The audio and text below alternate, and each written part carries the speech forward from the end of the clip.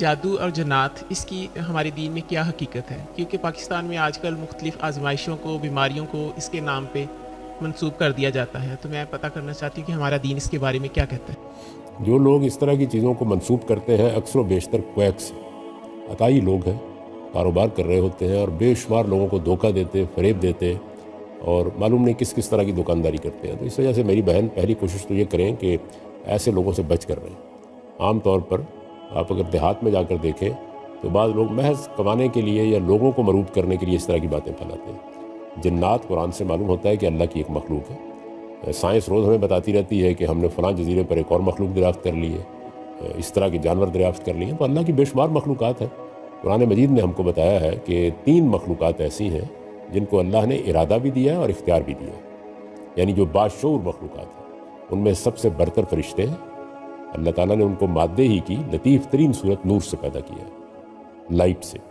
دوسرے جنات ہیں، ان کو انرجی کی فارم سے پیدا کیا ہے، یہ مادے ہی کی ایک فارم ہے۔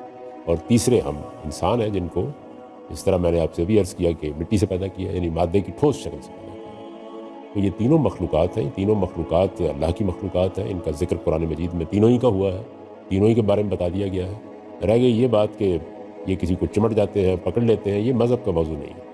اس میں لوگ دعوے کرتے ہیں، عام طور پر زیادہ تر جھوٹ بولتے ہیں، زیادہ تر کہانیاں سناتے ہیں۔ جی مجھے یاد ہے آپ کے سوال کا دوسرا حصہ، اس پر بھی عرض کرتا ہوں۔ دنیا میں 2 طرح کے علم ہیں۔ ایک وہ علم ہے جن میں مادے کے قوانین دریافت کیے جاتے ہیں، میٹر کے۔ یہ سائنس جو آپ اس وقت دیکھ رہی ہیں، اگر آج سے 200 سال پہلے کے آدمی کو اٹھا دیا جائے اور اس سے کہا جائے کہ یہ سارا کا سارا اجتماع اسی وقت دنیا کے ہر گوشے میں دکھایا جا سکتا ہے، تو وہ کہے گا تم لوگوں کا دماغی توازن خراب ہو گیا۔ تو مادے کے قوانین دریافت کر کے ہم نے یہ دنیا بنا دی۔ اسی طرح ہمارے پاس ایک دوسری چیز نفس ہے۔ تو ایک زمانے میں اس کے بڑے ماہرین ہوئے، یہ قدیم زمانے میں نفسی علوم کے بڑے بڑے ماہرین پیدا ہوئے۔ قرآن بتاتا ہے کہ حضرت سلیمان کے دربار میں ایک شخص تھا، الذی عنده علم من الکتاب، اس کے پاس خدا کے قانون کا ایک علم تھا، لاس کو سمجھ گیا تھا، اور اس کی بنیاد پر ملکہ بلقیس کا تخت 1500 میل کے فاصلے سے چشم زدن میں اٹھا لایا۔ لوگ پڑھتے ہیں، تعجب ہوتا تھا۔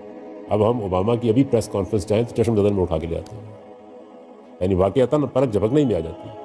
تو اس وجہ سے نفسی علوم دنیا میں موجود رہے ہیں، ایک زمانے میں ان کا بہت غلغلہ رہا ہے۔ اب زیادہ تر لوگ کویکس ہیں، عام طور پر جھوٹ بولتے ہیں، دھوکہ دیتے ہیں، اس لیے احتیاط کرنی چاہیے۔ تو جادو بھی نفسی علوم میں سے ایک علم ہے۔